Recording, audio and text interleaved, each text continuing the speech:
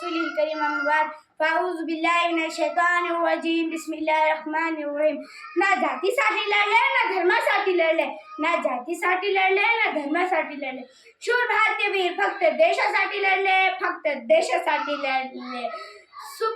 सुप्रभात आदरणीय अतिथी, शिक्षक आणि माझे प्रिय मित्रांनो, मी फिरदौस हमीद पीरजादे जी प्राथमिक उर्दू शाळा काटेगावची विद्यार्थिनी। आज 15 ऑगस्ट आहे, आपल्या भारताचा स्वातंत्र्य दिन। 15 ऑगस्ट आपल्या भारताचा स्वातंत्र्य दिन। सर्वप्रथम मी सर्वांना स्वातंत्र्य दिनाच्या हार्दिक शुभेच्छा देते। आपल्या भारत देशाला 15 ऑगस्ट 1947 मध्ये ब्रिटिश राजवटीतून स्वातंत्र्य मिळाले। हे स्वातंत्र्य सहजासहजी मिळाले नाही, तर लाखो स्वातंत्र्य सैनिकांनी त्याग, बलिदान आणि संघर्ष करून ते मिळवले आहे। महात्मा गांधी, सुभाषचंद्र बोस, भगत सिंग, लोकमान्य टिळक, झाशीची राणी अशा असंख्य वीरांनी आपलं आयुष्य मातृभूमीसाठी अर्पण केले।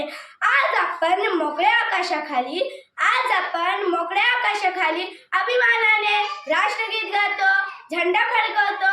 हा त्यांच्यामुळे शक्य झाला। म्हणूनच आपल्याला केवळ स्वातंत्र्य दिनाचा आनंद साजरा करायचा नाही, तर त्याच्या मागील त्याग, बलिदान आणि संघर्षाची जाणीव ठेवून देशसेवेची शपथ घ्यायला हवी।